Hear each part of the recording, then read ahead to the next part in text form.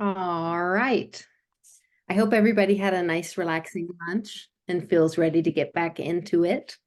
So just because we kind of ended in an awkward spot in the last one, I just wanted to very quickly just go through the slides so everything is nice and fresh from this section. Talking about creating paper and video resources, PowerPoints. So we talked about visuals on the wall for calendar, using sight words in the visuals that we use in other academic areas like math, science. More visuals, focusing beginning, middle, end, especially WH questions. How do we make sure that students have a solid foundation in these concepts? Things that we provide on their desks as reminders, activities to make it more entertaining, how we take complex subjects that might be beyond our students' language abilities, how do we actually provide it to them and be able to get some sort of assessment of their understanding at the level that is appropriate for them. How to create PowerPoints on more complicated topics, such as the Revolutionary War.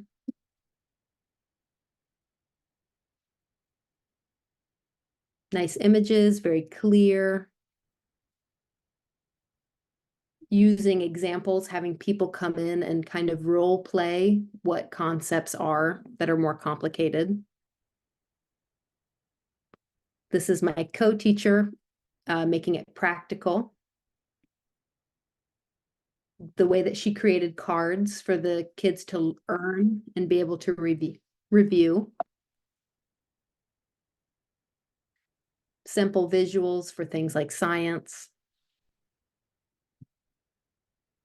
Some more science visuals. And so this is where we left off. We were just about to begin talking about some math concepts. So there's very simple things that we use in our program to help students have a more a better understanding of how, for example, on the left side is patterns. In our program, we use the sign Y hand, and then we have multiple patterns.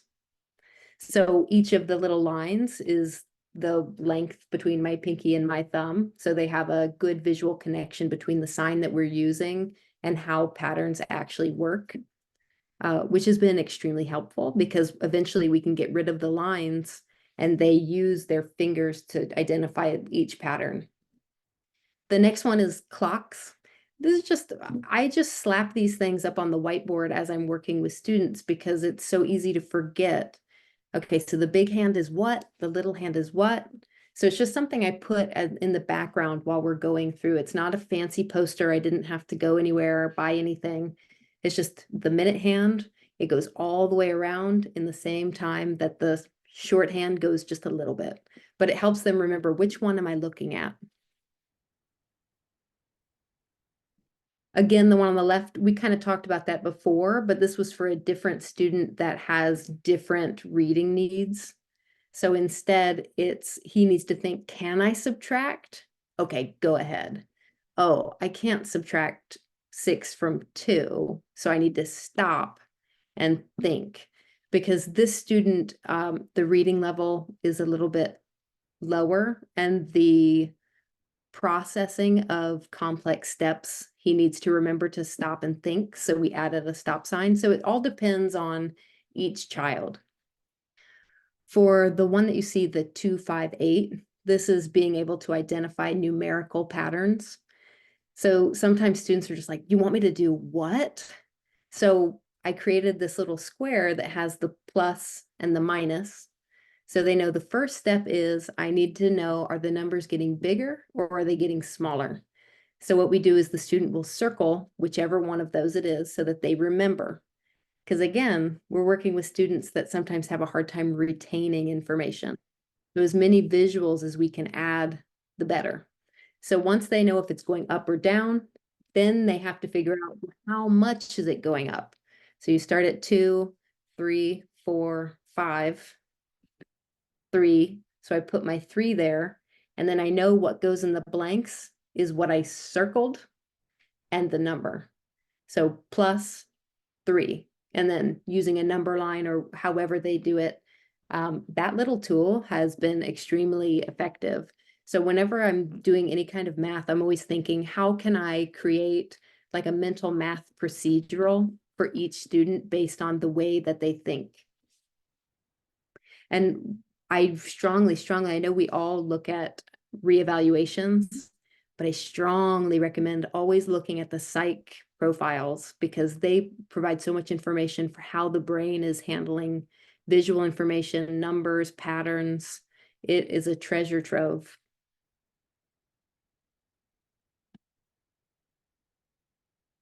Okay, so we are going to do breakout rooms this time. So I would like everyone to go into a room very quick. We're only going to do 5-minute room, thinking about what materials that you have that have been very effective and what do you think it is about them that makes them effective, and what materials, and maybe you don't want to talk about the things that you're going to update. Maybe you just want to share the things that are really working. But think about, what things have you been trying to teach and you're kind of hitting roadblocks, and what do you think might be a good addition or edit to that to make them more accessible for children with language deprivation? So now, Jen, breakout. Okay, this is Jen. For everybody, now that we have a great team of interpreters, we have 3 interpreters available for us. So I'm going to set up 4 rooms, but rooms 1, 2, and 3 will all have interpreters in them. So if you need interpreter access, pick from either room 1, 2, or 3. Let's see if we can make this work. And I'll pull everybody back at 2:15, so short shares. We've got almost everybody back now. I have a question for everybody here. Do you like breakout rooms, or would you rather stay in the whole group?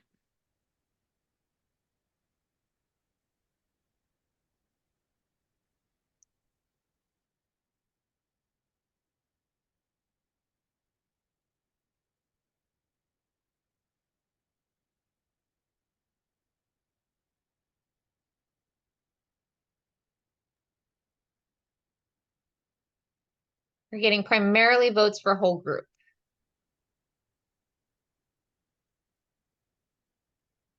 All right.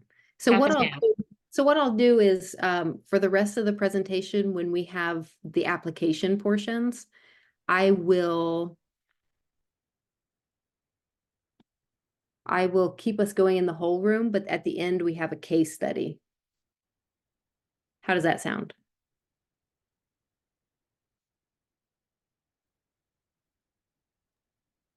Sounds great. Okay.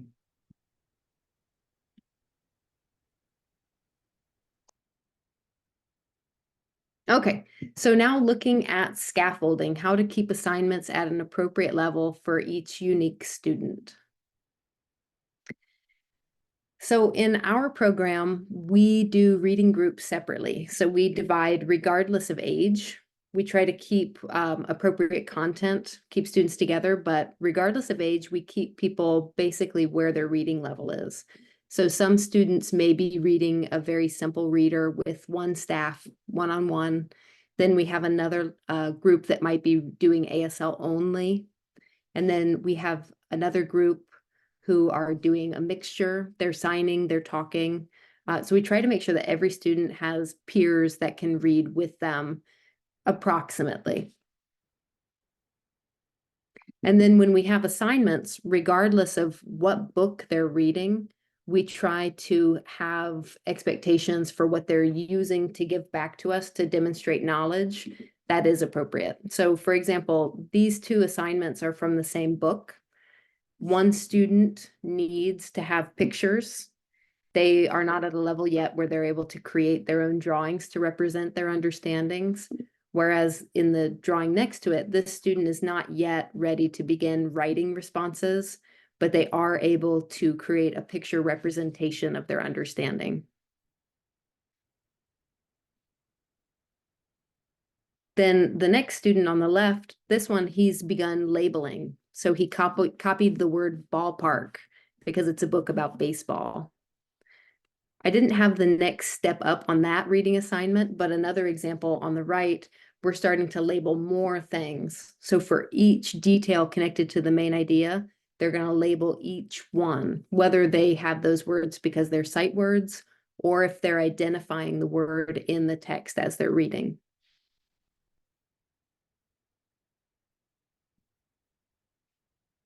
Then you have students who not only they're drawing pictures, but they're also beginning to do sentences. Dad and son go to the ballpark, beginning to introduce capitalization and punctuation. Then a level up from that, students who are really beginning to understand the different parts of a story, characters, when, setting, the order. And then, like I said, language deprivation is on a spectrum, so there's mild to severe. So some of our students who have really severe language deprivation, for example, this would be a huge ask. But for a student who has more minor language deprivation, this is a skill as they're attaining their language fluency. So what they're doing is saying or signing the sentence they want to write down, and a staff member is using the highlighter to be a guide of, okay, well, you told me you had 4 words. Here are your 4 words. Can you remember what you said? Let's try to write them in. Do you remember how it's spelled? Having resources available, having the book available so that they can copy words that they have not memorized how to write.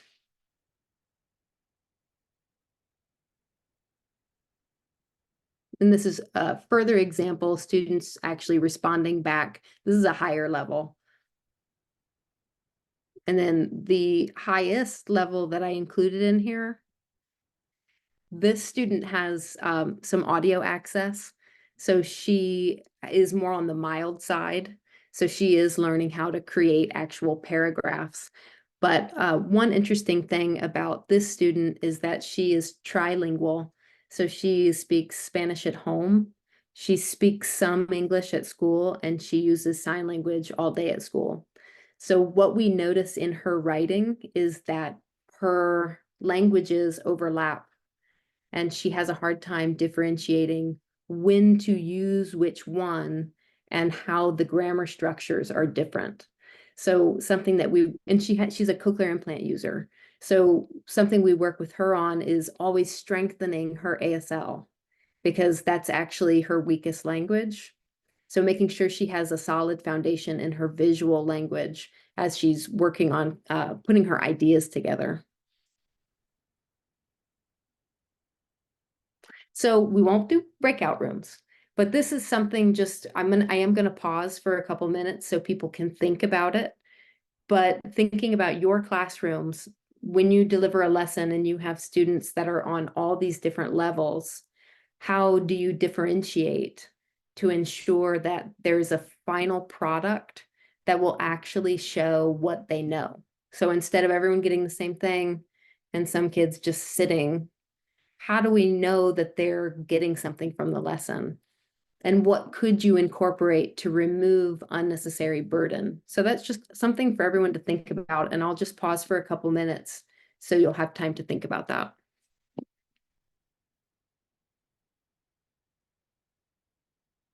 Sandra, to your question in the chat, will you be sharing information about severe language deprivation and strategies for those children? Waiting for our interpreter to catch up.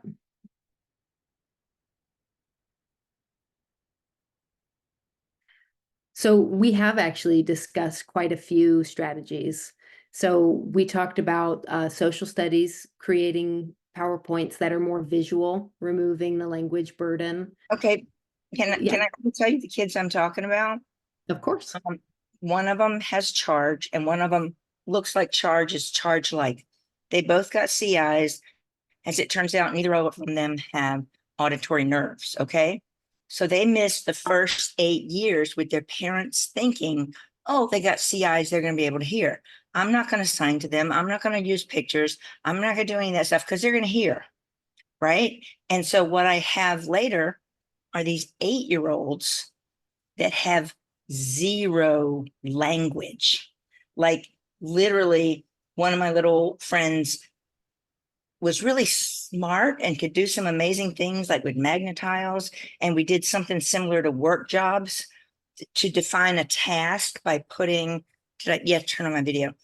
by putting things in baskets, and there's a picture on the outside, and you see the picture, you go get that basket, you do the work job, you put it back. So she could learn information like that. But did she ever have nouns? Like, did she know this thing is called, whatever? No, she never did. And they did a lot of tactile signing, but she only got a few signs. And see, that's where she's 8 years old, and this is where we're starting, right? So that, and I have another similar one who had charge, and the family, we're going to get CIs and fix her, and they won't need to do anything. So they didn't. For years and years, they didn't. So those are my experiences, because they're both deafblind, right? That's what I do. But it's like severe in those early years, like you described. They had no language attached to anything they did. Not pictures, not sign, not tactile sign, nothing. And these are both wealthy, educated, white families. But they were going to fix their kids with a cochlear implant and didn't give them language. Now, I think you're kind of answering your own question in the sense that your classroom has become a language learning center. I would say your room, any lessons that are taught are going to be used as a place to teach language. We were really unsuccessful with language after that many years of total deprivation. Well, what I would recommend is that you try removing formal language from your interactions with students using more gesture base until they start grasping concepts, and slowly introduce ASL. But we're actually going to talk about that later when we talk about language. That was my question. Yeah, but I like your question, and I would like you to email me. I'd like to talk to you later, because I would love to. I'd love to have your students in my class. Yeah, I would too. Okay, so this is a scenario. So a fifth grade deaf education classroom, 4 students with varying levels of language fluency and background knowledge. The ELA unit required by your district, everyone is now working on persuasive writing. So the standard in question is that the student will write for a variety of purposes, and this lesson is going to focus on persuasion, and particularly writing multi-paragraph compositions. And we all scream internally because a lot of our students are not going to be able to do this skill. This skill is too difficult right now if they have language deprivation. So given that we still have to teach the standard, what do we do? How do you differentiate this level of complexity to instruct what is persuasion, ensure the lesson is actually relevant, provide examples, and assess their own knowledge following your lesson? Does anybody have any thoughts how you would instruct persuasion if a student has severe language deprivation?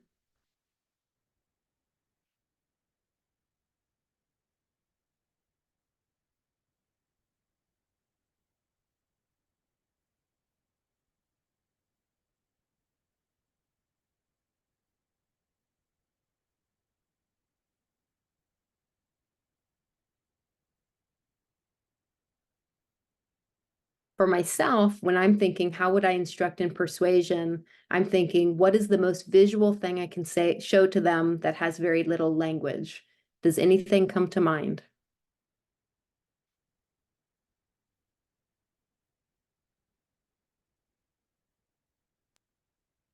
Morgan, can you see the chat? Oh, no, I cannot. Okay. I will read it for you then. It's a long one. When I think about differentiated lesson, I think about bringing the lesson with a student's zone of learning.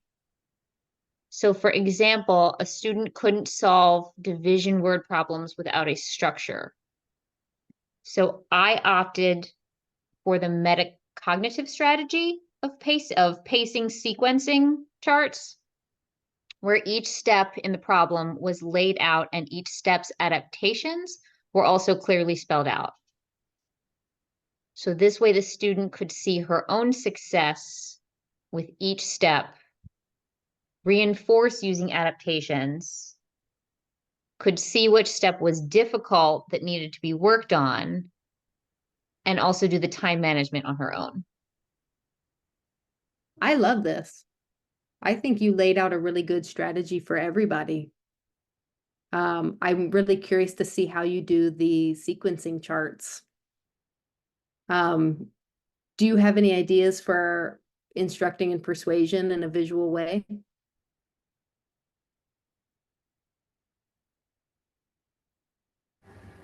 Hi, Morgan. That was my comment.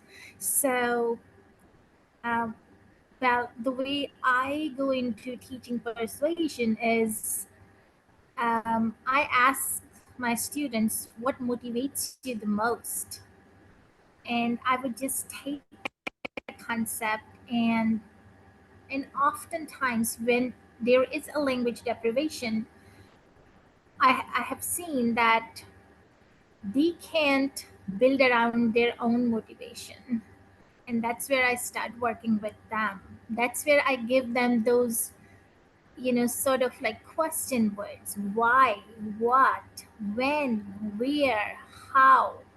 And then also assist them in making connections, either with something that is present with them as their background knowledge, or um, through their own experiential learning, or is it something that they have seen it and they would like to experience it.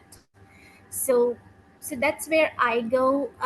Basically what I'm saying is that, let's say, I'll give you a very simple example. One of my students had one day said, I want an iPhone. That was the most thing, and wanted to persuade parents to give one. And I said, okay, let's write this word iPhone in the middle of your paper. And the student couldn't fill the space around that iPhone. And eventually, we could find that basically iPhone was actually symbolic for the student to actually get to the idea of the assistive technology that student really wanted to access. And that was the real persuade. That was the idea. And so that's how I access it. And I have them like build steps through it, like one by one. And like before, like this is the pre-work for writing. I wouldn't expect a student to know the form yet. This is just the idea generation phase for them to have enough that then the you can say the format of persuasion itself can be taught to them, because they need to have the content before they can go to the format and structure of writing. Absolutely. What I was Thank you. originally, yeah, thank you. What I was originally thinking, like if I came into a classroom and this was what I had on the agenda for the day, given my current students, I would actually go to cartoons. I would look for nonverbal, no language, just purely body movements, because persuasion is something that babies do. Babies start persuading their parents in what they want. They start kind of manipulating the environment to get what they want. So humans, we already really know how to persuade. We just don't know what persuasion is, the actual word of persuasion. Or when you were talking about motivation, what is the motivation?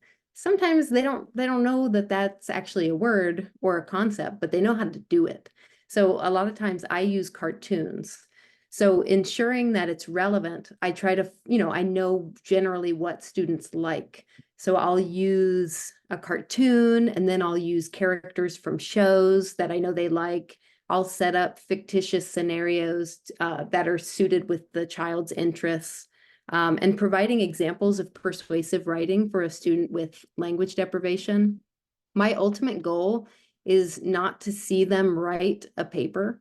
My ultimate goal is just to have them sign something to me where they try to persuade me or explain a situation where someone else is persuading someone. I just want to see them sign it, even if it's not formal. They don't have to say, this person wants this because of that, so they're going to do these things. Instead, for me, even the child gesturing or role playing or acting out the cartoon that I already showed during instruction, to me, that would show the knowledge the student is learning how to do persuasion. Even if they are not ready to begin writing, they're definitely not ready for multi-paragraph. I can still touch on this standard just by doing very surface level introduction, starting to grow that knowledge form. So for severe language deprivation, this whole standard, I wouldn't expect them to do almost anything in the standard. So that was kind of a trick question in a way, because a lot of times we are given expectations from our districts that are just not plausible for our students at that time. So what I do is I try to find the root of every goal. What is the most surface entry point? If anyone is not familiar, the state of Massachusetts has a wonderful standards guide. They have a regular standard guide, and they have one that's for students with disabilities who need what they call entry points. So this entry point guide breaks the skills down to their lowest form to allow all children to access it.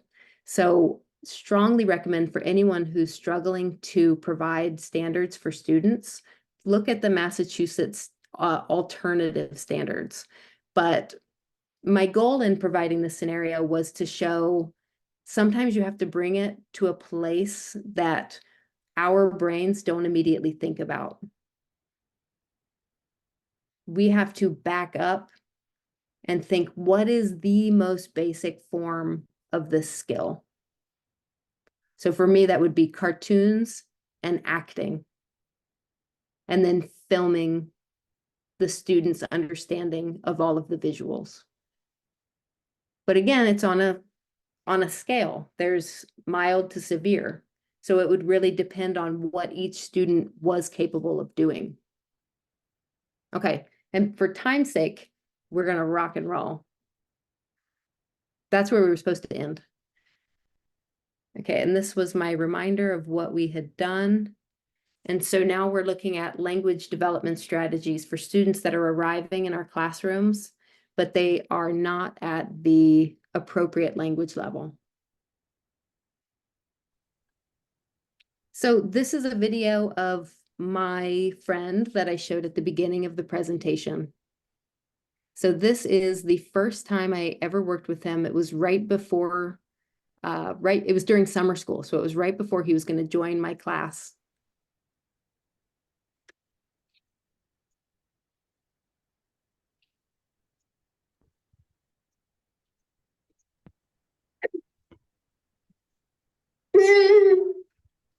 And the student is saying, I believe 3 or 0? L-O. L-O, okay. I'm prompting him to say G, but he's refusing.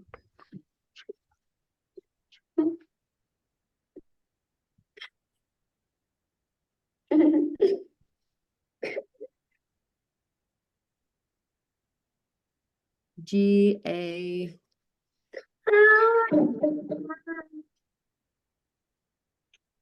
So this is him. He's in this video, he's going to be 5 years old soon. At this time, he did not know what his name was. He didn't know the letters in his name. We had started working on it, but the material was so frustrating to him that he would, at the end, you could hear he was exhausted. He was frustrated. He hated me, but he did it. And he got the praise at the end because he persevered and he finished.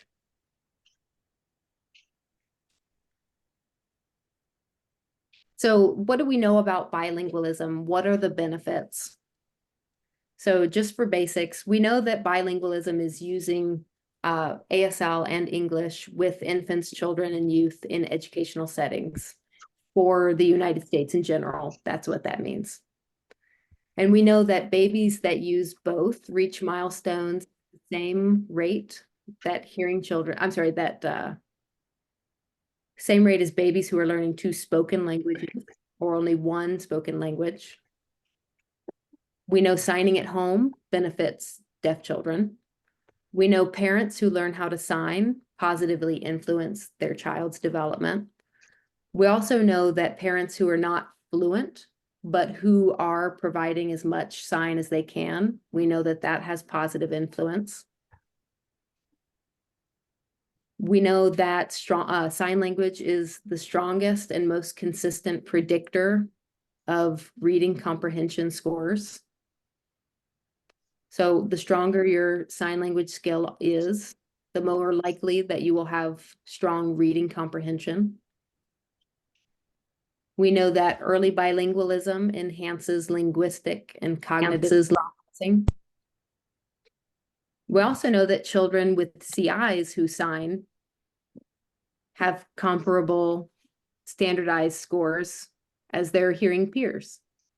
So it benefits all children, even if parents prefer that they have CIs and they focus more on listening and speaking. Of something we need to tell parents is that when they're signing, that actually gives them a boost.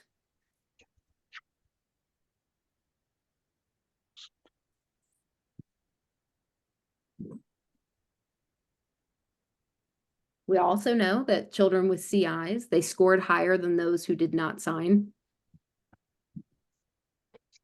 ASL supports literacy development. ASL competency allows children to transfer between ASL and English more smoothly. And dynamic bilingualism is the ability for children to adjust their language use based on the situation or the setting. So they could move between English or sign language depending on what's needed in that time. So if bilingualism is so important for deaf children, how does the classroom focus on language development? And this was a good question that was just brought up. What do you do when you have children in your classroom who do not have that language capability at this point?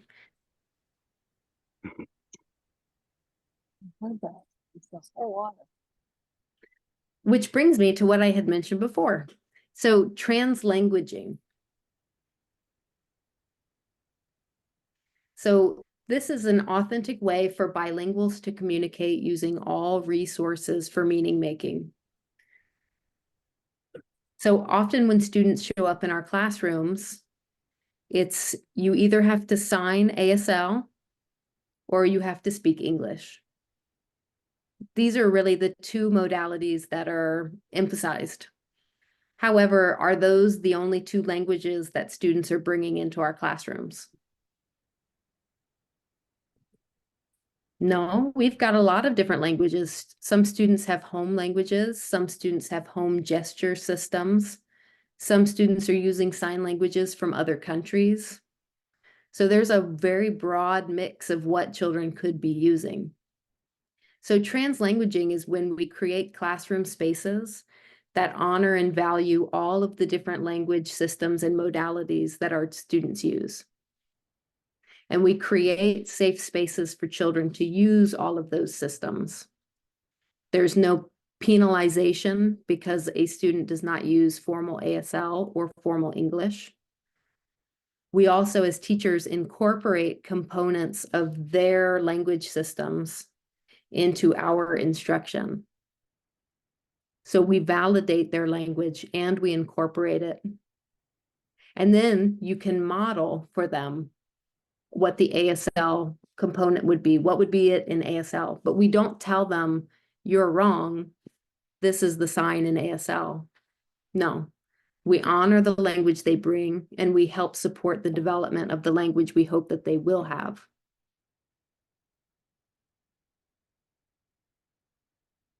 The next one is cryptlinguistics.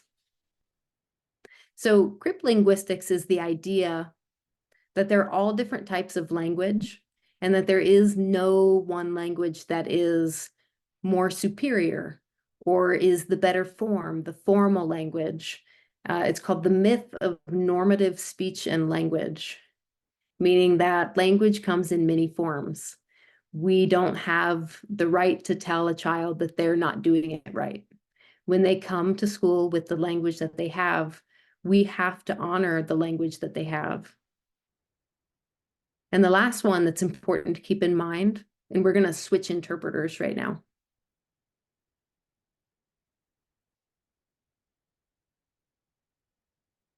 Okay, and then the last one here is linguistic care work.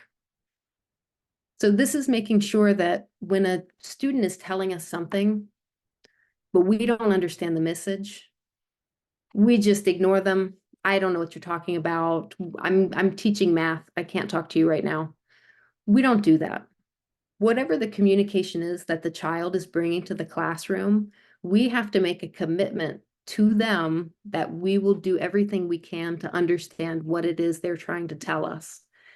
Everything they have to say, as it says on the PowerPoint, is valid, meaningful, and it can be understood. This has to be our approach, especially students with language deprivation. Just because they have not had the privilege of accessing language from a young age doesn't mean that we have the right to dismiss their attempts. We have to invest a lot of time and effort into understanding our students. If we don't, why should they trust us? How could they ever really feel comfortable with us? So part of our classroom experience becomes not so much teaching as building the trust of our students.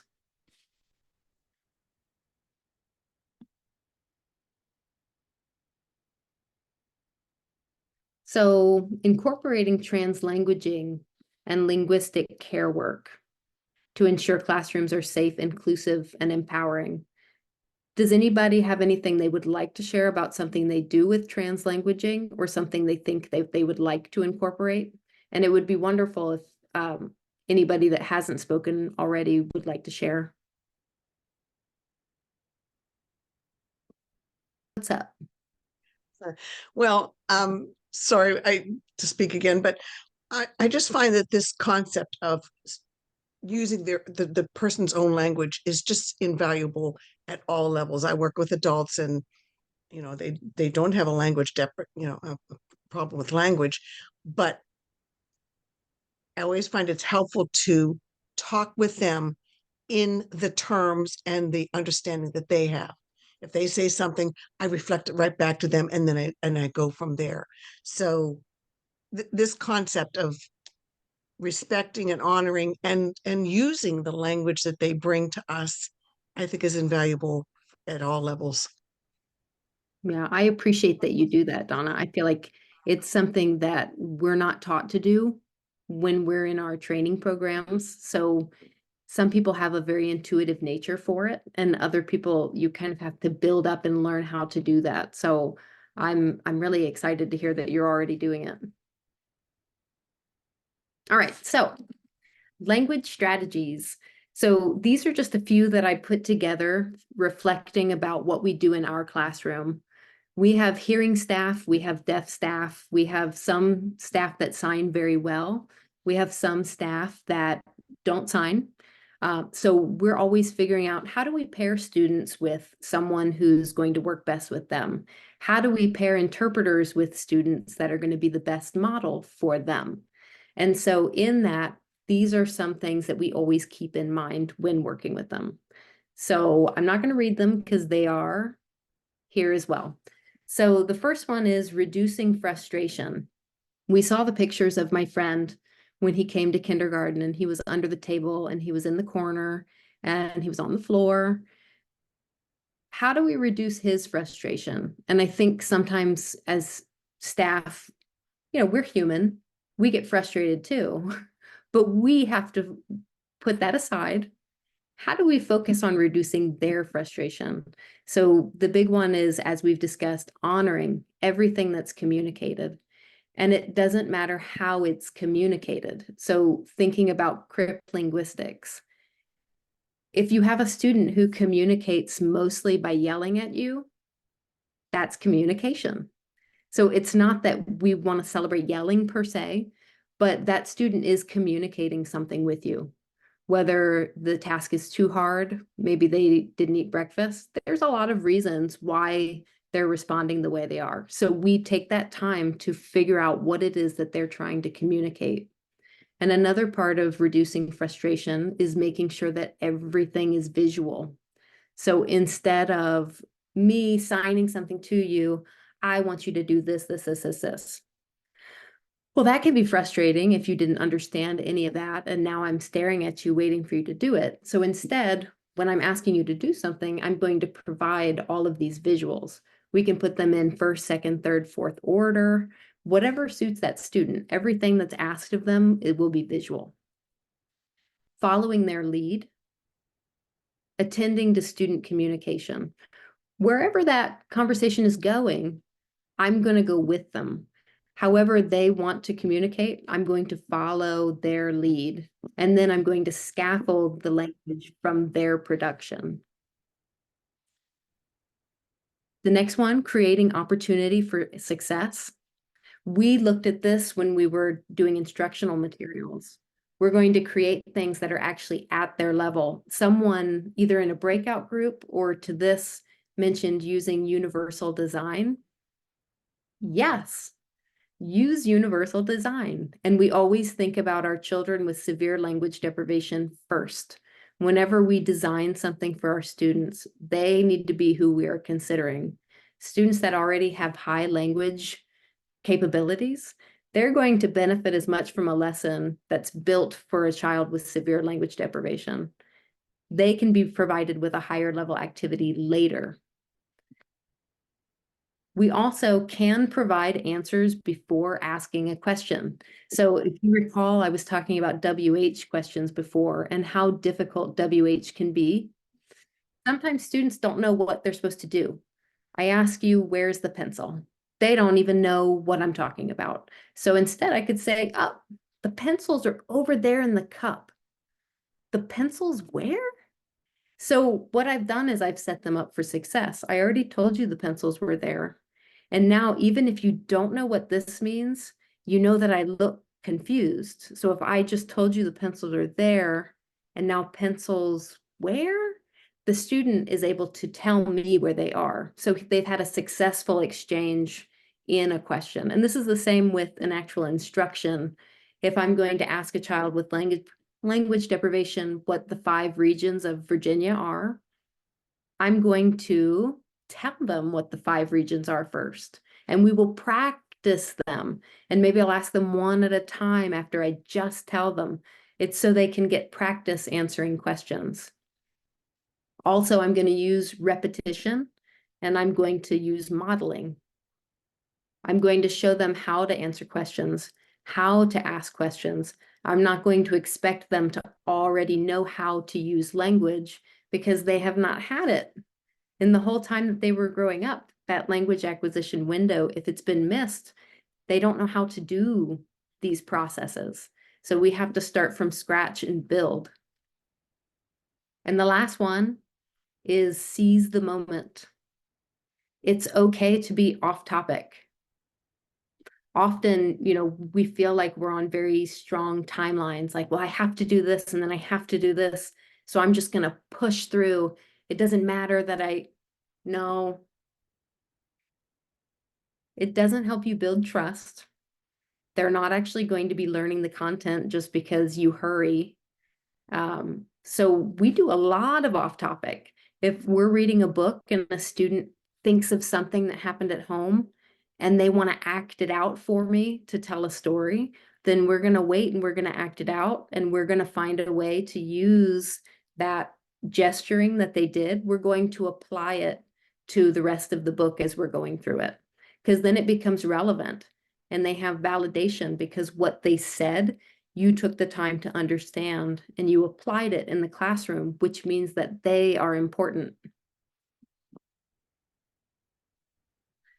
And also understanding their foundational language, we have to understand what their lived experience is. If we don't give them the time or the space to share with us what happens in their life, how can we build on language if they're not interested or if they have nothing to ground it to? It's very difficult to build from nothing. So we often will ask parents, could you send us pictures of what you did on the weekend? Could you send us pictures of what you guys are going to be doing over winter break? That way we can start talking about their actual lives. We give sign names to all of the members of their families. We, in the first week of school, we go into their classrooms and we make sure that the student has given all of their peers sign names. So we try to create systems where everything in their life has relevancy and that they can talk about it.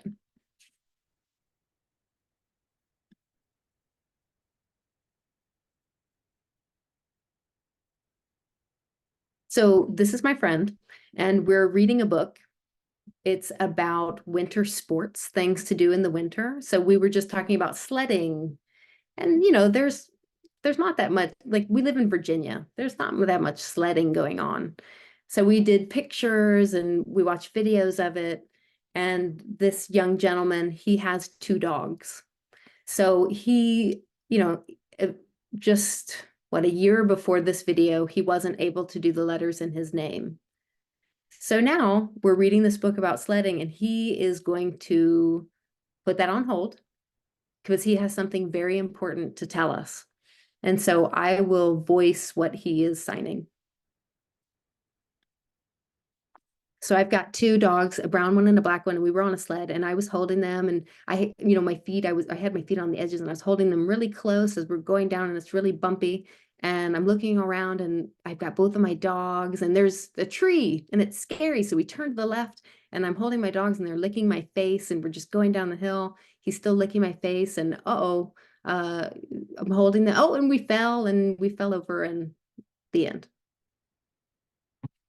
So it wasn't the book. We weren't reading the book anymore. We took a break from the book. But you know what it told me is that he understands that sledding, you go downhill, there could be trees, that he has dogs, that he loves his dogs, that he has an imagination, that he's silly, that he is a student that benefits from movement. Like that 20-second period, I learned a lot about him. And I took the time to watch him so he knows that I respect his story. And also I filmed him so he knows that it's important to me. And what else I can use that for is the longer we work together, I can show him videos he made in the past so he can see how much he's grown. Would he be able to write that story on a piece of paper? No, but it's valid. That's a foundational form of writing. That's pre-writing. He's starting to tell stories. So these are things that we celebrate.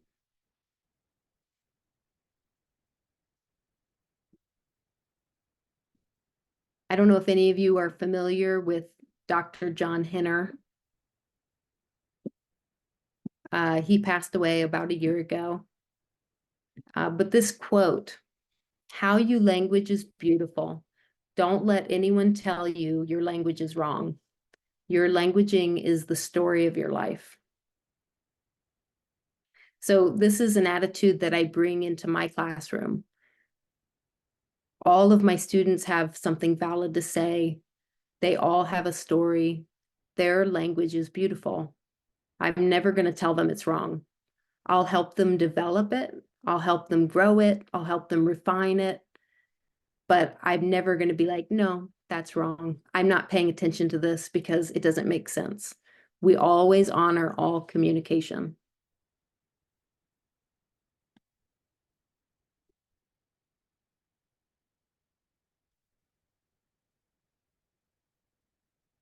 All right, so the next application, how can you build classroom expectations and language development opportunities into your daily practices? Does anybody have any fun experiences or things that you've put in place to help students develop language, perhaps in lesson plans or in routines?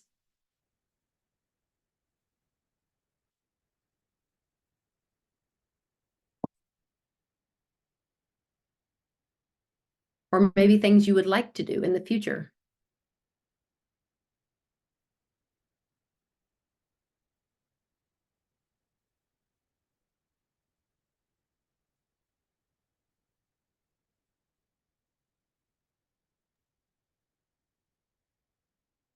Um, I know that in the past, when I was a teacher, what I did was we practiced the process of hand sanitizer every day in morning meeting. So everyone got hand sanitizer. Everyone practiced putting like we modeled it, how you put it behind your hand, over your hands, in between everything.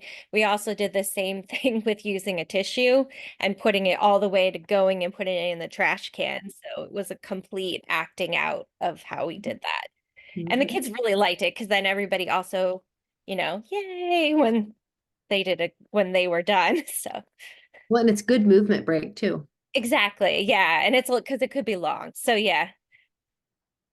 What about language development? This is Jen. I'll jump in and say, I know some of my Maryland School for the Deaf teacher peeps are on here. So I'm surprised they're not saying this, but in early childhood, we would use a hello song every day with the students. And it included rhythm and repetition and very simplistic, even just that hello, hello, hello. And so that often was the first thing that you saw coming out of our students at any age, that they were using that very simplistic rhythm and repetition. That's what they picked up on first for expressive.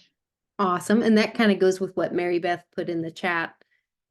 Whole calendar circle time, morning meeting, a great time for teachable moments, language and social development, and can be student driven for the most part. I think that's my favorite part, Mary Beth, the student driven component. We have a third grader in our deaf and hard of hearing program that has been leading the calendar for the kindergartners because he was late into our program. So he's just a little bit ahead of the kindergartners, but he'll come and work with them on their calendar time. And it gave him a lot of pride to be able to support those kids. Olivia, labeling items in the classroom or educational environment. Absolutely.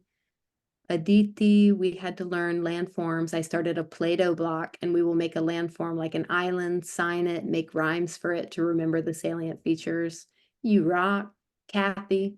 In my classroom, I have 3 students who use AAC and other students love to see it and how it connects to sign, and they will model it to those students with AAC. I love that because a lot of times, well, one reason I love that is because a lot of times students that use AAC get pushed to the side because they take too long to get their message out. So I'm thrilled to hear that you are making sure that they are a vital and important part of your classroom. That's awesome.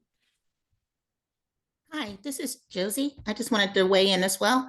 We also have a morning ritual or a morning routine, morning meeting routine where the students interact by saying hello, but not just to me or to the teacher, but also to one another. So my student's deafblind. He uses his iPad for primary communication in terms of interacting with everyone, but we also incorporate him interacting with others in the class through sign or going up to the board and saying good morning or hello and how am I feeling today. So he interacts not just one-on-one with me, his intervener, or with the TVI, but he interacts that way too with the rest of the class. Josie, I am so thrilled that you decided to become an intervener. I have seen some of the most amazing staff-student relationships built in that role. So thank you for doing that. Thank you. Thank you very, very much. Okay, so we're going to take a peek at written English. What in the world do you do with children who have language deprivation? And the expectation, of course, is that they begin learning written English. So for the sake of my presentation, I'm going to focus on 2 children. One is my friend. So beginning very slow, we start with the uppercase letters in the alphabet, as I'm sure all of you do as well. But he was very, very, very resistant. Everything we did was a tug of war. So we started out with these fun, I got them from a deaf art craft festival, and he loved them. So they were like the only motivation that I could get him to play with the letters in his name. Then as we started learning more, because we had no motivation, it became our hallway display. So every classroom has a bulletin board, and we're required to put things up. I hate bulletin boards, but this was a great excuse. Like, I got to showcase his work instead of putting up like Easter eggs and stuff. So he would learn a letter, demonstrate mastery, and then as his reward, he would get to come outside and staple it onto the board by himself. And once we finished capitals, we moved into lowercase. And by the time he finished all of his capital and lowercase words, he felt like a champion, because not only was the proof on the board, but we had reading specialists, our psychologists, the audiologists, speech therapists, people would come into our classroom and tell him like, wow, your work, that's so cool, I love it. And so he was getting to see all of these adults and peers come in and congratulate him on his work. And that gave him so much more motivation for wanting to be involved in the classroom.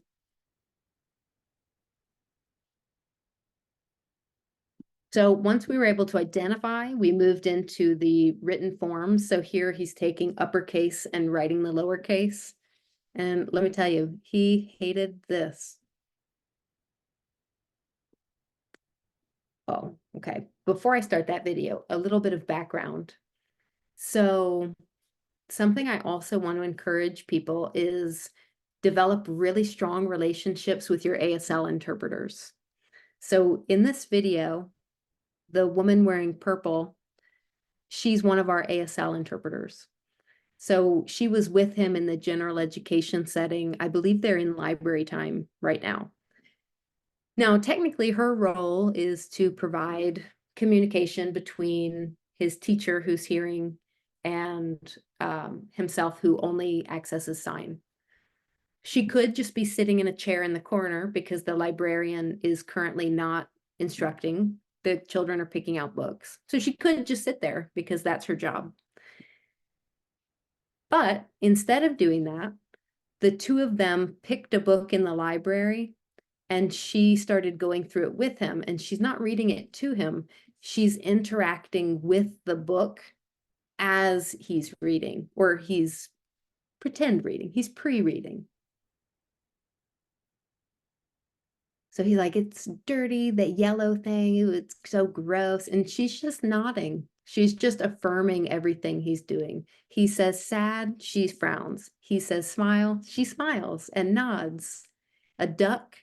So she is actually being one of our instructors, but she's not instructing. She's supporting his language usage. She's validating the fact that he's looking at pictures and he's reading.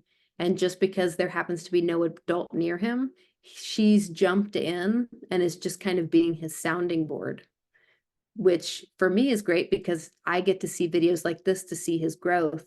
But also he continues to develop this idea that reading has meaning, reading has purpose.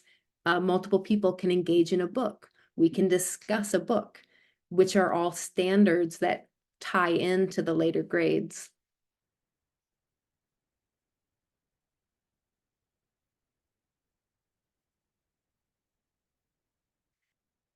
So when I'm teaching actual sight words, I tend to use the Dolch word list. So these are the basic words that are from pre-K through third, and then all of the nouns on the Dolch list. We don't only teach these words. We do teach other words when students have demonstrated an interest in different topics or things that come up when we're doing readings, but this is my base list. And I tend to not incorporate words that are not applicable for a child at that time. So for a very, very deaf child, the word A I might not see as much importance in spending a lot of time learning A, because it's really not going to have very much meaning for a while. Hearing children that grow up with hearing families talking, they're used to using a and the and they don't even know why they use them, but they use them correctly. So for our severely language deprived students, when they're coming and learning how to read, often I'll skip a lot of those words until later. I'll focus on words that we can clearly demonstrate, like big. I can demonstrate big, but for, F-O-R, for, that one's going to be hard to even understand the signing of for. So instead, I'll hold that. I'll move through this chart to the right, and I'll skip some of these words that have kind of fuzzy meanings until I think the child is actually ready for them. So, for example, these are some of the Dolch words, but only provided in a visual form. So you can see ball, look, in, out, run, jump, my, go, but they're all things that can be very clearly drawn. It's an easy visualization. So I don't start with written words. I don't start with complicated grammatical phrases. We just begin with pictures and life experience.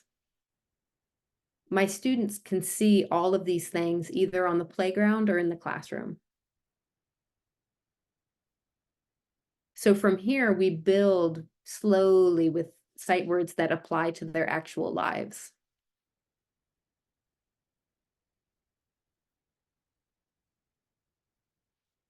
So this is me and my friend. We're working on reading our sight words on the left. And as you can see behind my head, there's number one, there's the ABC alphabet in sign language, always visible. But right below that, you can see the word away and the word funny. Both of those are from the Dolch list. And both of them are words that he has mastered. So when he would finish being able to read a word, we, again, the same way we did the bulletin board, we would have him rewarded by being able to create a colored version of the word to display in the classroom to show people what he had achieved. And the picture on the right is writing. It's, in my experience, writing is the worst. This is the one that students enjoy the least. And what I wanted to acknowledge, you can see the red arrow pointing at the top. He did sad face, sad face, sad face. And so I know he doesn't like it. So I acknowledged how he felt. So I wrote the word sad beside it. So he would have access to, that's what the written form of sad was. And so I acknowledged, like, I know you don't like it. It makes you sad. So we will take a break. The duration of time he has to work, we will shrink it before he can get a reward. To try to, we don't want reading and writing to be something that the children have a negative connotation for. We want to keep it as positive as possible. So acknowledging, oh, interpreter switch.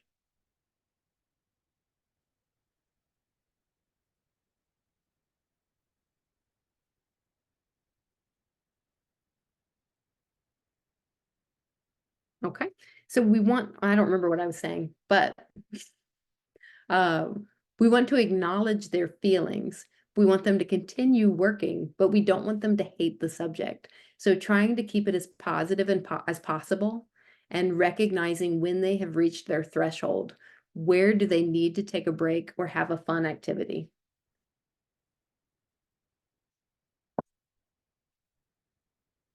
So this is an example of how I set up the sight words. I use Google Slides. So I create cute little PowerPoints that have their little sight words. And in the beginning, I incorporate pictures, but the pictures are not connected with the meaning. But what you'll also find with children, some children with language deprivation, is that they memorize the order of the words and they memorize what picture goes with the word, even if the picture and the word are not really connected. So once they reach that point, I take away all the fun. So there are no more pictures, and every week or so, I will rotate the order of the words on the slides.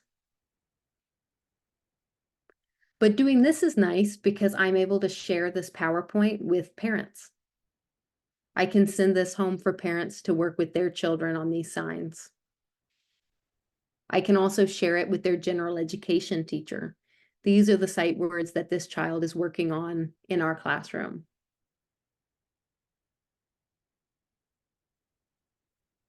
So what goes with the PowerPoints? So with the PowerPoints, we're very low tech in this regard. We use note cards. So on the front of the note card, I have the very simple Dolch word, excuse me. On the back, I have a picture. It is one that I have drawn. So it is very sticky, just a little stick figure. And I try to keep it as simple as possible. I try to avoid accidentally putting another meaning into the drawing. So very basic. So for example, live, there's a person, a dog, a flower, and a tree, because all of these things can live.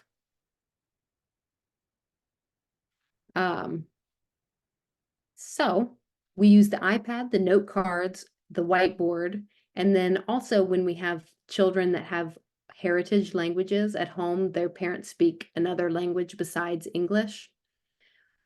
What we will do every time a student is working on a new set of 10 words, the student and I will make a video where I show the English word. On the back of the card, I have written the word in the heritage language. So the child looks at the English. We both sign the word. And then if it's Spanish, I'll read the Spanish word. If it's another language, we'll use Google to read the word for us. But what happens is we can send the parent showing what the English looks like, what the child is signing, and what the language is in their heritage language so that they can practice at home. And Well- there is a lot of repetition that goes into this. Morgan, there was a question in the chat. Tell me. Well, I think when you were talking about associating pictures with certain with the words, there was a question that will this not confuse children who use AAC because they do assign a symbol or picture to a word? I think that's a great question. For me personally, I'm sharing things from my classroom and we do not have any students that use AAC. So if I was in a position where I was teaching a child that did, perhaps I would take the same picture that was on the AAC and put that on the card. So it really depends on your students and what they need. And Sandra also added to your question. She says, for the children with multiple disabilities, I keep the symbols the same, otherwise they get confused. So that's great.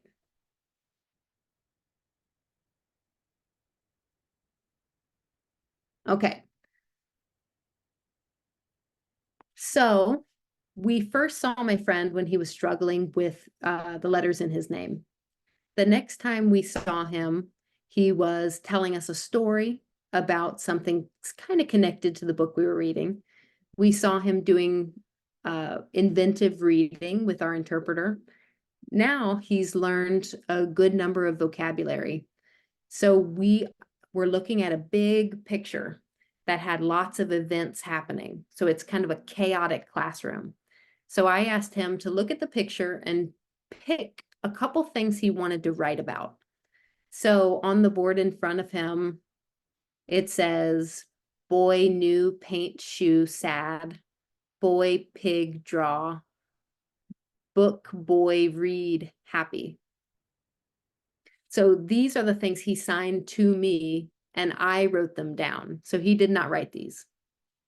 But he knows how to read most of the words. But look at the difference between when we started and where he is at this point.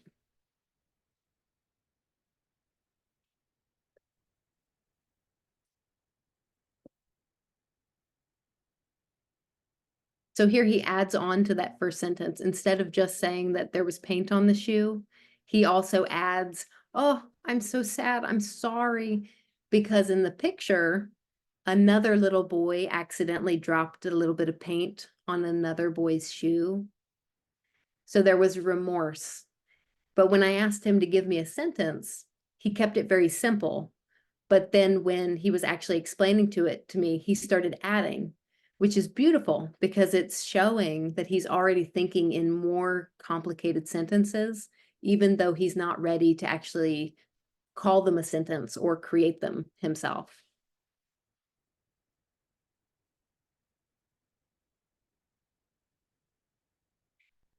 Okay. This is a resource that I use in my classroom that I strongly recommend to other teachers. This has really helped me kind of lighten the load, because if you have 6 children in your classroom and you're working on, let's say, one standard, like 1.1a, count forward orally by ones. If you have one child who's already past that, you have 2 that are currently working on it, and you have 3 that are not yet ready to do it. How do you teach it to all of the children at the same time? So what we started doing was monitoring which student was where for every skill. That way we could create small groups. So 2 students that had already completed one standard, we would go ahead and move them up to the next level. So the 1.1 means first grade. This chart goes all the way to 5th grade. If you were to follow it all the way to the right, it keeps track of all standards all the way from kindergarten to 5th. So if I have a 3rd grader who's mastered the first grade standard in, I don't know, patterns, but he's really struggling with money. I know that I need to teach money at the kindergarten level for him, but I can go ahead and do 2nd grade patterns. So that way we're not holding any students back because they haven't finished all of the skills. We're pushing them forward in all skills appropriately. And so one student doesn't end up getting stuck and kept behind while waiting for other students to catch up. This changed the way that I plan for my classes. And if anybody's interested in the template for this, I would be happy to share it.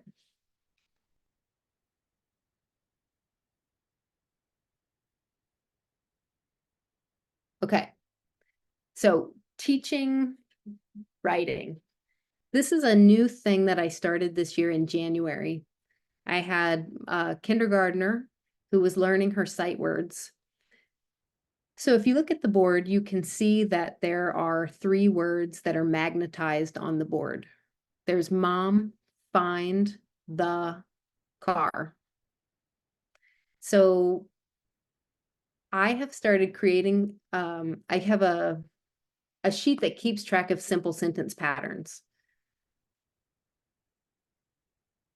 Okay, if you would like a copy of the template, Jen, can you help me with that, remembering who wants a copy of it? Yep. I also would like us to have the Massachusetts standards. I was trying to find them, but if we could send that link too. So I'll make you a list. Totally. Okay, thank you. Homework list. Okay. So I have a list of simple sentence patterns. So this one, you could easily remove the if a student's not ready for that word. It just so happens that this 5-year-old was ready. So this simple sentence is just the subject and the verb, and then the object.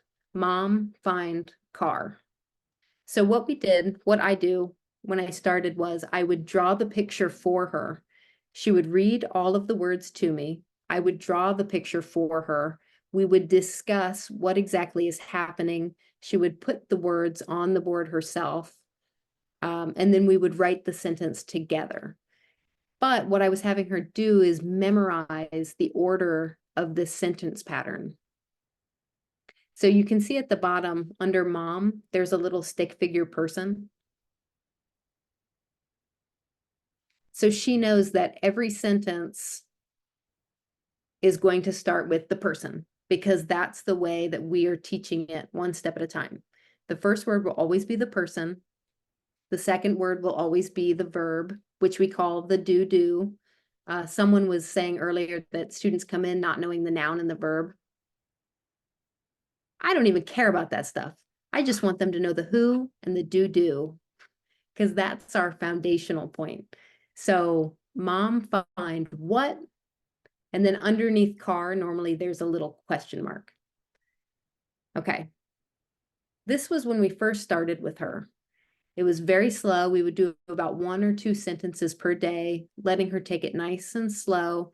And I was also trying to explain to her on the left side, you can see English is just the flat squiggle. And ASL is hands. So always trying to help her understand that we're looking at 2 completely different languages. The way you sign it, the way you write it, they're different. So always trying to emphasize that. Okay, so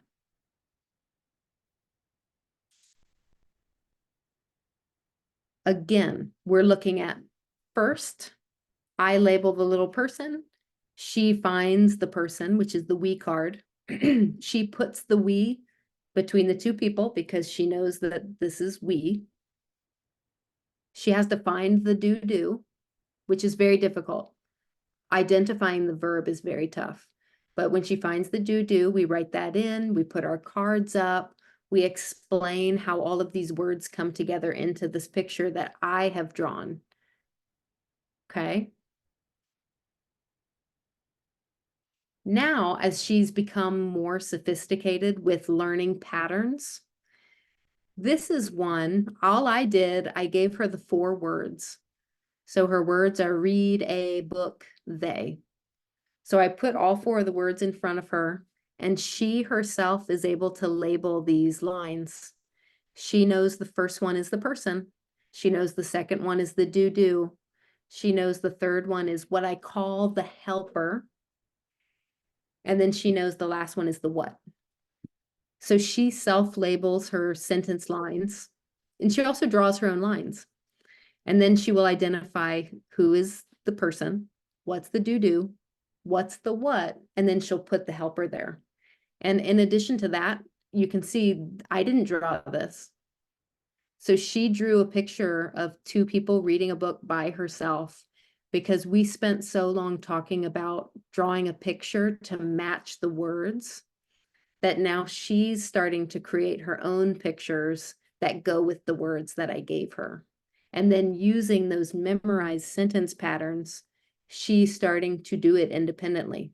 Is it perfect? No. And if I add new concepts or different types of sentences, she doesn't automatically know what to do with those. All of the different sentence types have to be explicitly taught.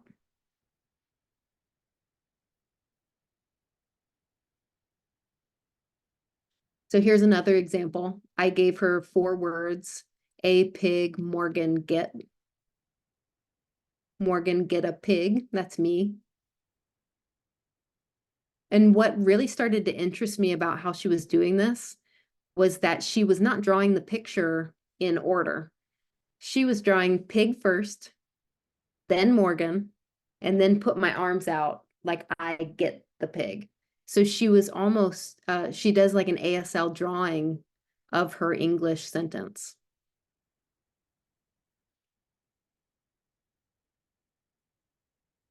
Then it does get more complicated. So you can see now the is actually at the front of the sentence. Why? Because there's no person. So she's been taught there's another sentence structure. If you look at the words that you have available, if there's no person, then your what is going to need help.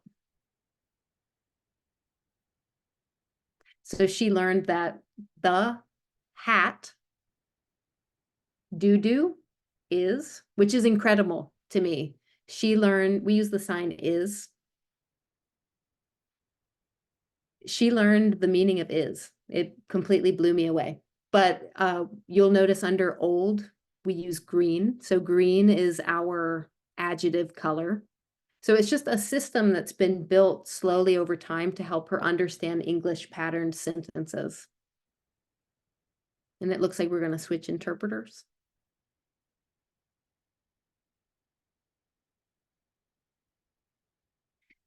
So then when it comes to, okay, let's do the opposite. Now let's write it. So what I do is I draw a picture at the top. I try to be as clear as possible because, you know, there are many interpretations. A picture says 1,000 words. So I try to be as clear as possible using concepts that are in her sight words. I cannot tell you how excited I was the day that she understood that it can replace a thing or a pronoun, he, she. And I taught her that visually. I just showed her, she knew what a he and a she was, and she knows a couple animals. And I was like, well, if you don't want to use dog, you could just replace it with it. If you don't want to use, you know, just giving her examples, you can switch those. And so here she didn't know how to spell dolphin. She was signing dolphin, but she didn't know how to spell it. So she geniusly wrote it. Blew my mind. Still, my mind is blown right now thinking about it. But then, you know, together we slowly built out this sentence. So who, it being the dolphin, do, and then water is your what, so what's going to help? So I found building very slow writing processes like this. Of course, this is my first student that I've used it with, but holy moly, she has really made a lot of gains. And so this is just kind of, this is what I use. It's a work in progress, but starting with the easiest, I run, you run, I go, you go, and then moving into sentence complexity until the point that you're using pronouns, verb with a preposition, which you can see on the right side, preposition is in blue. And it has the little symbol that I put underneath the line. And while I know this looks complicated, I don't want this to sound condescending, but the 5-year-old that I'm teaching has learned all of those symbols. Like there's potential for, especially some of these children, to really learn some pretty incredible English awareness and writing skills with a lot of patience and consistency. Aditi, what about having them write a simple sentence about their own experiences, like something they did over the weekend? Absolutely. The only problem I run into is that most of my students have such a limited vocabulary. If I was going to have them actually write based on what they know how to write, they wouldn't be able to write very much. They could sign a sentence about what they did over the weekend, but it would all depend on what the level is of the child you have. Like you could show a Bugs Bunny cartoon and then ask them to write a 1-sentence, like what happened. It's just the language capability. If you have students that have to be explicitly taught every single word that they write, it's hard to have them be able to do it independently. But if you have students that have that ability, absolutely, please do.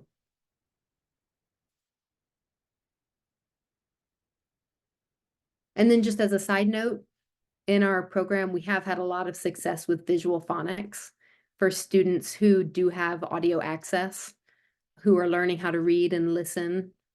So I wouldn't say that visual phonics is something that you should do with every student, but for some of our hard of hearing students, this has been very helpful for them distinguishing the different sounds and what to expect when they're listening and what that might look like as a written form.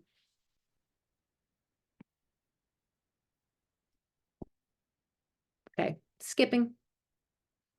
All right. So now we're looking at culturally responsive classrooms.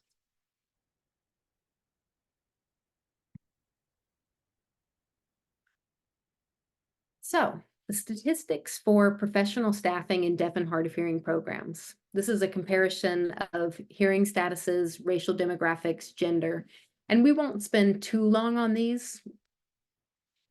It's more just to get the gist. So the only information that I've been able to find is pretty outdated. But my understanding based on other readings is that not a lot has changed. So if we look at this information, a comparison of teachers in 1993 to 2004, if you can focus on the 2004 portion, which is the black columns, 91% of teachers of the deaf are white.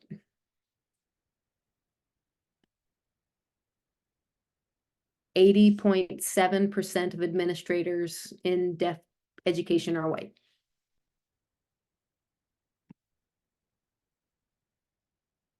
19.5% in 2004 were white and deaf. And for administrators, 13.9%. And as we're going through these, I'm backing up. While we see such a high percentage of white teachers, it's so important that we recognize the other groups of teachers.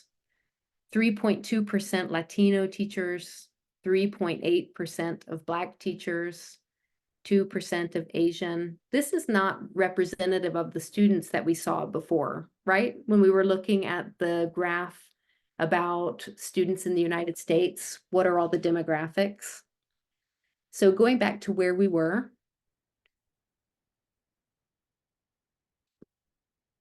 comparison of teachers, if you look at the second set of columns, it says white hearing females. So the bulk of deaf educators are white hearing females, 62%. White deaf females, 12%. Hearing females of color, 5.5. Deaf females of color, 1.2. Male teachers, very few. So these demographics aren't lining up with our students. Teachers aren't looking like their students. And not only are they not looking, but they're also not deaf like their students. The majority are hearing. And the same basically for administrators. Although in administrators, this is where the men show up.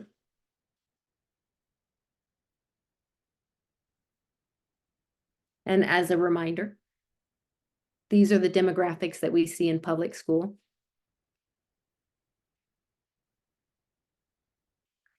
So then the conversation is privilege and oppression, thinking about deaf education. Who develops deaf education? What is the history of deaf education? And that brings us back to this lovely graphic that we were looking at earlier. Who are the people in deaf education that hold power? Who are the people in deaf education that are more from marginalized identities?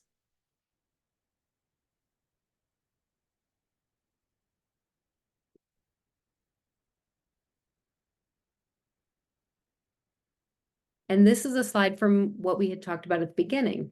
Recognizing your own positionality can challenge you to recognize the potentiality of shifting from a deficit mindset to one that celebrates deafness as gain.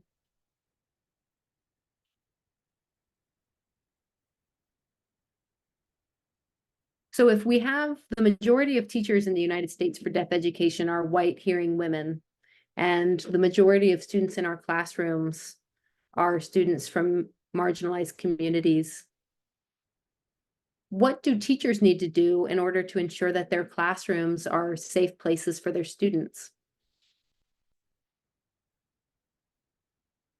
And why is that? Deaf children will be shaped by ideological beliefs, and we could switch out researchers for teachers. Shaped by ideological beliefs from teachers that influence them in constructing and organizing the meaning in their lives. So the way that we show up in the classroom can actually influence the way that students see themselves.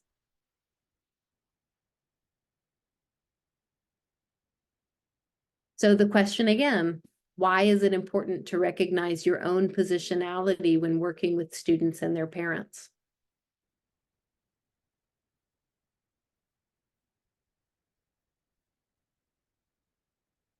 Well, I guess I kind of gave it away, but okay. So back to the brain. Part of the brain's job is to keep you safe. So if there is a threat in the environment, what does it do? So the brain has two components that help you out here. There's the reticular activating system and the amygdala. Can everyone hear me okay? Somebody's outside doing yard work.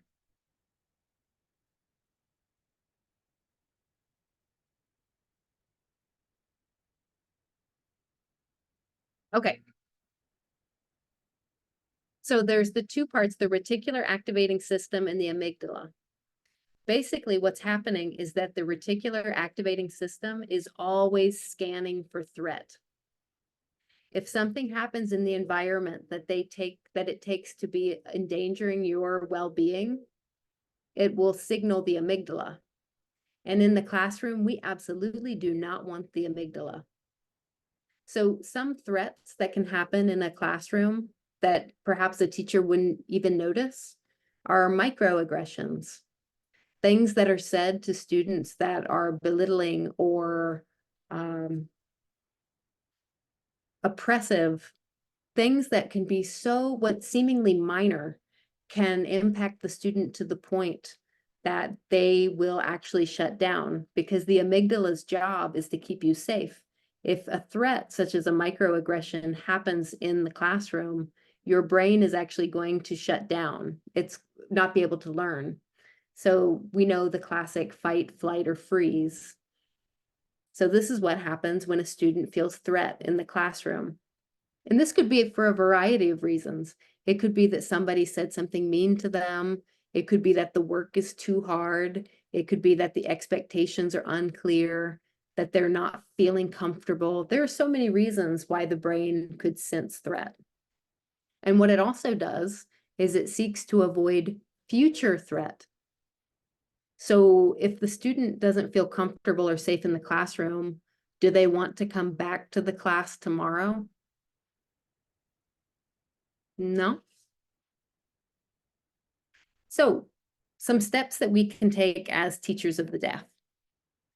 So first, challenging mental models, understanding our assumptions and biases. So mental models are our internalized assumptions and beliefs about the world.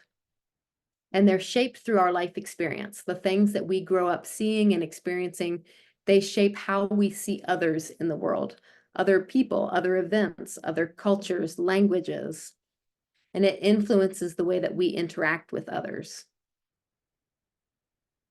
Now, something that was pointed out about the amygdala is that whenever people who are different from ourselves comes around, immediately the brain starts thinking, this could be a threat. So they say the unfamiliar is hostile. So when a child, I'll wait for the interpreter. So when a child is approached by something that's unfamiliar, this could trigger the amygdala in the same way that it could potentially trigger an adult. So we as teachers, we have to reflect on ourselves. What is our positionality? What do we bring to our classroom? What deficit thinking might we have? What internalized biases might we have? So as we reflect on ourselves, we also need to understand better the experiences of others, understanding the way they see the world.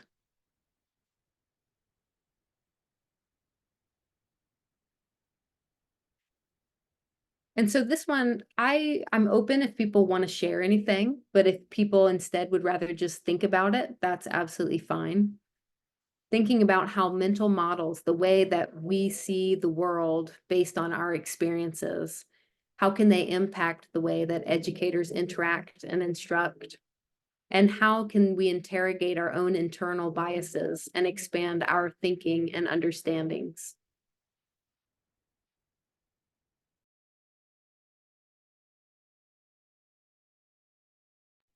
So hi, this is Josie again.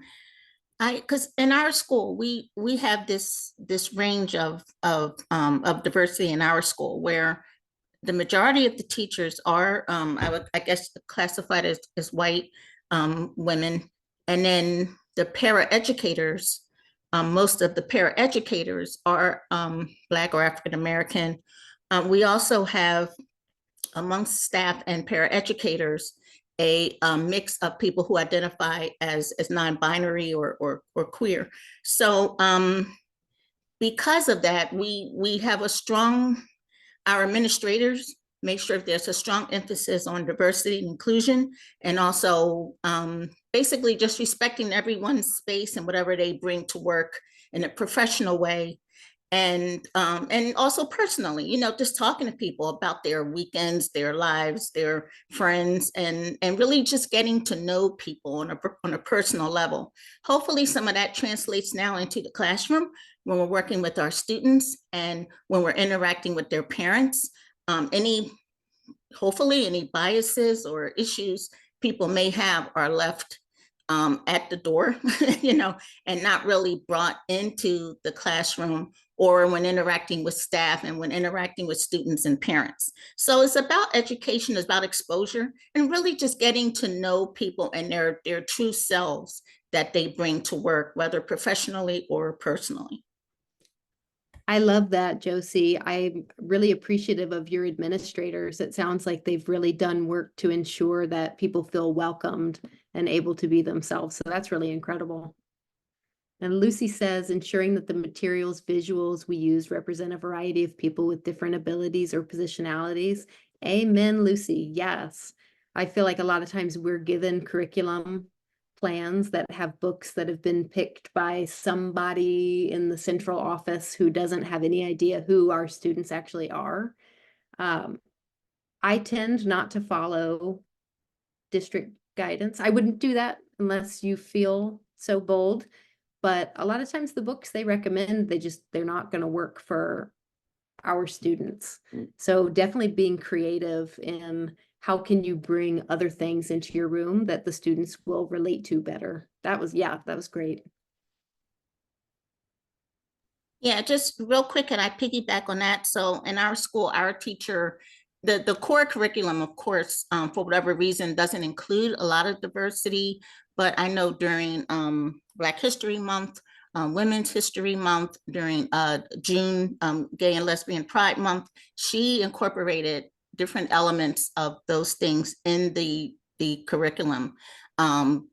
Whether it was education about, you know, what is the history of the month and why do we celebrate this, why it's important. So the teachers can be creative and go outside the box, I guess, and share that information with the students. Definitely. And you both segued me right into the next one. Can your students see themselves in the room? That's been one of our missions, is actually scouring the corners of Amazon to find what books are there out there that have deaf characters. So that's been one of our big pushes. So there's a book by, the author's last name is Hammond. Her first name is evading me, starts with a Z. But she was saying culturally responsive information processing doesn't have to be race specific. It does have to be grounded in the context of students' lives. Our task is to find ways to access their funds of knowledge and understand their home-based ways of learning as starting points for designing more authentic experiences. So Zaretta Hammond, I strongly recommend anybody that wants to learn more about culturally responsive classroom. She wrote this for hearing classrooms, but it's very easy to apply to deaf education. But she was saying a lot of times she goes to speak at schools and everyone's like, well, I put a poster on the wall. And and she was like, well, it's not so much those little things. It's really making sure that we're incorporating their lives in the classroom. And that changed the way that I was thinking about my own teaching. We have Zaretta Hammond. Thank you, Jen. We have a lot of Spanish speaking students in our program. So it was figuring out how do we, we want to teach them English. That's the language that we're accountable for teaching them in the classroom. but how do we also help them engage with their parents at home who don't sign, who speak English? How do we bring value to their home conversations and give them access there? So I do not have a solution to that one. We're working on finding ways to create better communication for students at home, but it's being mindful that everything we do needs to actually be relevant in their lives. So some of the things that we do in our room to try to create culturally responsive spaces, we try as hard as we can every year to get a signing Santa to come to our school. One year we were able to get someone physically to come. Another year we signed up to meet with Santa virtually. On the right side, we do ASL classes. And so we have deaf individuals from the local DC, Maryland, Virginia area. They will join us as guest speakers during ASL class. So we have different deaf people come and tell us about their experience in school and what they do for work and when did they learn how to sign. And all of the students always really love it and have a lot of questions. They want to know everything about the different people in the deaf community. When we go on field trips, I always try to encourage families to come with us because then we can help them navigate interacting with their children. So this is my friend, of course. His mom came on the field trip and so did his aunt. So I was able to spend the whole day with both of them. And as we were going through the zoo, we could talk about, simple things like animals, like what we're seeing. But also while he's looking at the elephant, I can talk to mom about the swimming program that she's putting her son in and how she could go about getting an interpreter and what are the signs he might need to know. So just taking advantage of every opportunity to get to spend time with the families and understand what's happening in their lives at home. How can we support what they're doing at home in the classroom? On the right side, we have student news. So I'm always pushing for our students to be included in the school news. So this is my friend in front of the green screen, and he's about to teach all of the 700 kids in the school how to do sports signs. So it was really exciting for him to be able to be in that spotlight. Like he's just as important as any other student in our school. And this way he's able to showcase his knowledge. And it also helped him make friends because the kids were able to talk with him about that topic.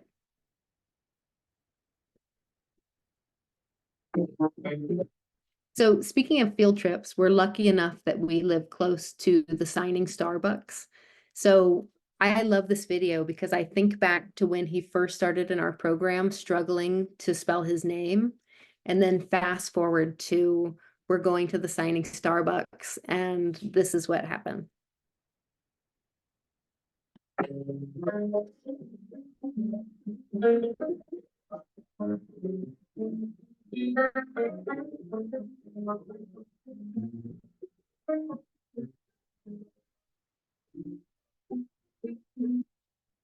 So his language had just developed so quickly and masterfully.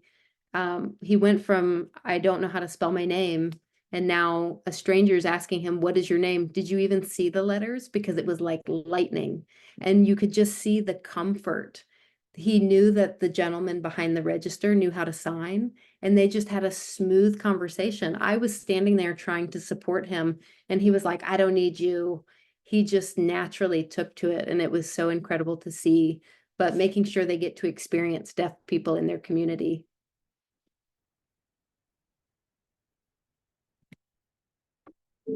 Also allowing him to become the teacher in the classroom. Everyone's asking, do you know what the answer is? No, I need your help. And then he, of course, gives the answer and he wrote the word on the board.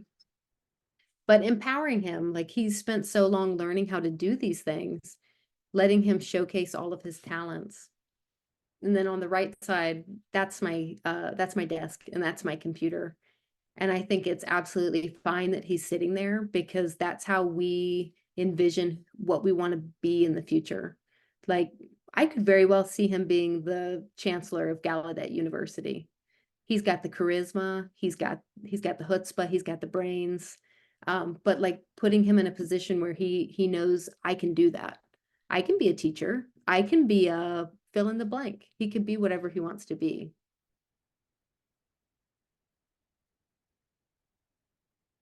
So as I mentioned, we have TVs throughout the school. So in addition to the morning news, we also are able to play different different content to teach sign language for all of the students in the building. So we have videos that play all day. And this is, oh, and this is my friend watching one. So he's signing the word spring, rain, flower, summer. But what struck me is that my friend just liked sitting and watching, having access to communication and information everywhere in the school. And I know that that's not possible for everyone, but as much as you can to make them a part of everything. And I won't do this because we don't have time. So just a couple takeaways. Unknown things are scary. And when students have language deprivation, we need to ensure that we're creating highly structured routines and that we're not straying from those routines without explanation. We instruct using scaffolding language. We don't tell them they're wrong. We build with what they know. We recognize that they may not have background knowledge. I've heard many people today talk about pre-teaching. Yes, keep pre-teaching because often they have not had the luxury of listening to all the conversations that we do. We have so much information that we don't even need. And these children have so little that they actually do need. Another thing is teaching them how to complete assessments. There are so many assessments that we are required to give our students. But if they don't even know how to do like the format of an assessment, even though the assessment itself may be too high, if they don't know how to access the assessment, how will we know? So we have to actually teach our children how to complete all of the different assessments. And then for assessments that are not specifically about language, we remove language. So this isn't for standardized, but for the ones that we use in the classroom, if we are doing a math test, there will be no English in that math. If there's a word problem, it's going to be signed because we're looking for the math concept. I'm not looking to see what their mastery is for reading a word problem. And another really, really, really big one is leading with love. Oh, switching interpreters. Leading with love. Your students will do so much better if they know that you care about them, if they know that they can trust you, if they feel that your classroom is safe, if they have clear, consistent expectations, they will do so much better. If the child comes to your room and feels frustrated or scared or confused, while we don't mean for children to feel that way, it can happen. But if they do feel that way, that's when the amygdala shows up. They are not going to be learning like they could. And so in avoiding the amygdala, make sure you demonstrate dependability. Always be available for them. Do your best to be available for them. Don't stray from your routines. If you can avoid it, try to keep everything consistent. Ask in advance when fire drills will be. Ask in advance when, like what the half-day schedule will be, early dismissal. And a big one, something that we do in our program, there are 6 of us staff. We have a communication system. If you're feeling overwhelmed, if you're feeling frustrated, don't push through it. Text somebody on the team and let them know that you need someone to come and take over for a little bit because you need to take a little break. Sometimes teachers need breaks. And if we push ourselves too hard, even though we're not feeling at our best, that's going to influence the student, and they don't deserve that. So we always have break systems set up. And one of the most important things is smiling with your eyes. The student should actually believe that you enjoy spending time with them. If you have a fake look on because you're not feeling well or anything like that, the student knows.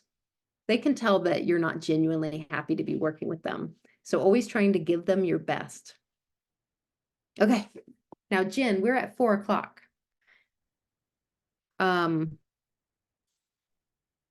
Do you want me to do like a very, very fast IFSP? This portion's not that long, but what are you envisioning? This is Jen. I mentioned everybody, we could stay on for a half an hour and extend to 4:30. If people are good to go with that, that's great. If you're good to go on with that, that's fine. People can leave at their leisure if they need to. So I'm gonna let you run this one. Okay, well, I'll just say if anybody really wants to go because it's 4 o'clock and you are burnt out, I won't be offended at all. If anybody wants to continue and do just a little bit of IFSP, IEP, I would be delighted to stay, but I don't want anyone to feel like they absolutely have to. We will keep recording, so that will still be available. Okay. Yes, I think you have exploded some brains already this I afternoon. hear them dropping like flies. Okay, so IFSPs, IEPs. Okay, I love this quote from Humphreys. A step toward change is for professionals to inform themselves more deeply about sign languages, the benefits of bilingual bimodal language acquisition, and the need for both sign and spoken print language exposure as the deaf child progresses. There's some research that shows that, the number of teachers of the deaf is shrinking. The number of preparatory programs for deaf education is shrinking. That not all of our teachers are fluent in sign. There's areas for growth in deaf education. And I think one of the really important things is to acknowledge that we can't teach a child with language deprivation effectively if we are not the best signer that we can be. If we're trying to teach a new language to a child that didn't have it when they were very, very young, you really need to have high skills to teach them later. Because basically what you're doing is you're removing the English structure from ASL, which that's signed exact English anyways. It's actually using ASL and then almost removing ASL and going to a more gestural foundation and then building into ASL. So it is a complex skill. And, it's something that I'm always working on is just constantly strengthening ASL skill.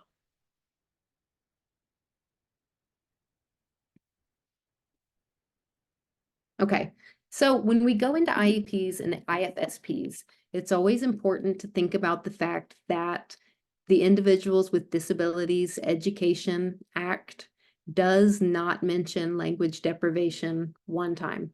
There is no mention of it. All it says is deafness and hearing impairment. That's it.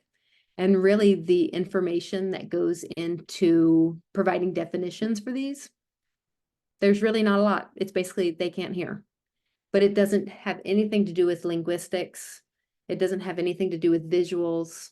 So when we come into the space for IFSPs and IEPs, it's important for us to educate the people at the table. What exactly does it mean for a deaf student in the classroom? It's not just this simple definition. It's much more complicated. And when we go into the meeting, we are the advocate for that student.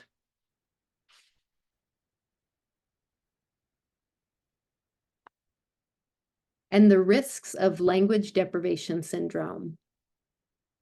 This has to be a part of the IFSP and the IEP process, understanding that language deprivation is in fact a thing and what the negative effects could be if it's not addressed as soon as possible. So encouraging parents in the IFSP program to look at different language modalities for their child. For example, in one county that shall remain unnamed.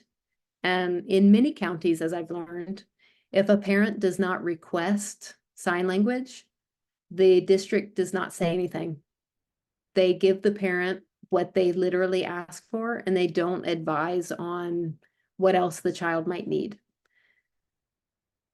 And I understand that districts have different policies, but you know, if you can just kind of do like a little indirect hint, if that's the best you can do, it would certainly be appreciated, because it's a shame when parents are missing these windows where they really could be supporting their children, but they don't know. And so for myself, I work very closely with our administrators, making sure that our administrators understand deaf education to the best that, you know, the capacity, helping them to understand it the best they can, to understand what it's like for our students in general education. What services are we providing? What is language deprivation? How is it impacting their ability to read? Why is this book, this reading program really not working for the students? Just making sure they understand why I'm teaching the way I am and why the IEP needs to be shaped in certain ways. And that goes for service providers as well. We have a speech language pathologist in our school who uses some sign language. She's not fluent, but she uses some, and she's consistently learning more. So working with them, working with speech paths, OTs, PTs, making sure that they understand language deprivation, working with the school psychologist, making sure that the testing that's being provided to the student is reasonable. Is it a nonverbal test? Is it patterns only? Like, what exactly is the psychologist doing? Have they consulted with professionals that specialize in providing assessments for deaf individuals? Paraprofessionals, like I mentioned, they are so valuable, but often they're not given responsibility. A lot of times they can be in the back monitoring this one child, making sure they're sitting down and taking tallies for how many times they get up. There's nothing wrong with that role, but sometimes we put paraprofessionals into a box when they could be doing so much more. So making sure our paraprofessionals know how important their job is, what a valuable role they play in the team. And of course, our general education teachers. Do they understand that when that child comes to their classroom, it's not just that they can't hear, it's that they have difficulty with critical thinking, emotional regulation, frustration? Does that teacher understand? Are they going to punish the student for being out of their seat when they don't understand the expectation? So there's a lot of communication that has to take place with the entire team. Early intervention, like I mentioned, they're designed based on what parents want. So some districts will not even bring up the fact that sign language could be extremely relevant for their child. So finding ways, especially child find in your county, making sure that people that are in those departments, making sure that they're aware of everything that Teachers of the Deaf provide. What are the different services? What are the different placements? What are the language options? Making sure that they are educated, so when they're leading child find meetings, they can almost become advocates for the child as well. And of course, other members of the team. Deaf mentor. If possible, finding connections for families with deaf mentors. This is an area, unfortunately, I have not found much success with. If anyone has any ideas, I would love to hear. And then, of course, in the IFSP and the IEP creation, us as special education teachers, we often are the one that has to write all of this.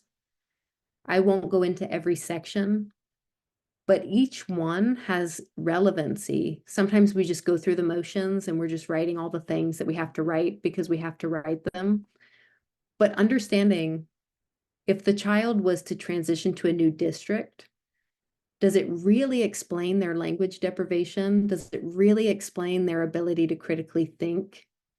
Does it really explain why they need extended school year for more access to visual language. So just being very deliberate in how you create an IEP to ensure that this child is going to have as much access always, no matter where they are. Placement options, I won't go into these because I know we're all familiar with placement options. And I'm done.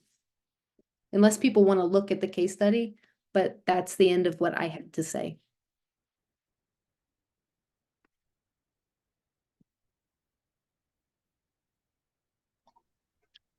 This is Jen. Thank you, Morgan, very, very much. If there are questions, people feel free to put them in the chat. If people have other burning questions, we've got a few moments left.